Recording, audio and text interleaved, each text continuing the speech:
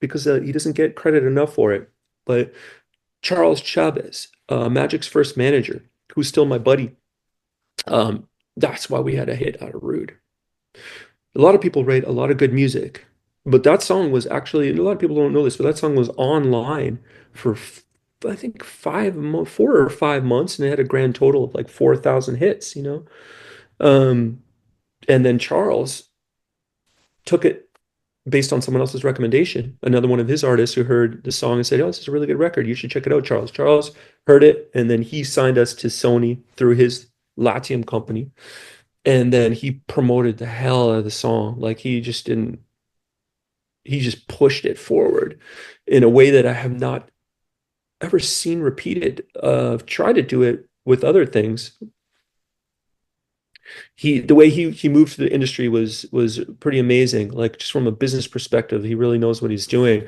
He was a radio guy himself, and he had tons of connections, so he was able to leverage his contacts to push the song forward. This is back.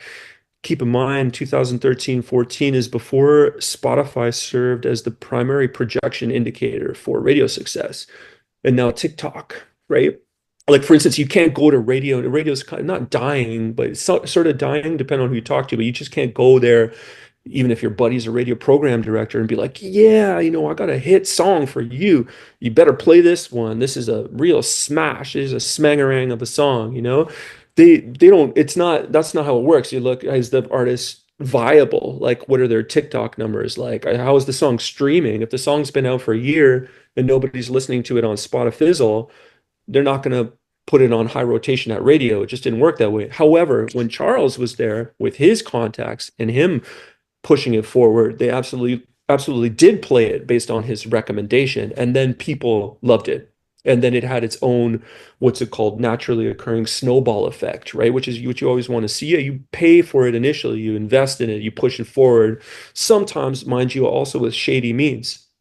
Not saying that I'm privy to this specifically, but I know how the industry works. Payola has been the vibe for radio for many years, That's right? back to the Pink Floyd days. That was apparently the biggest payola in music history was to get the Pink Floyd albums played. I bet, brother. And even before that, like they say right from the beginning of it, it was mob money, it was gang money, it was like that's how you did it, right? It's sort of kind of upsetting, but it's never been a meritocracy. I don't really like that term, but because it's just now politicized. But you know what I'm saying? It's not like your song succeeds because it's so good.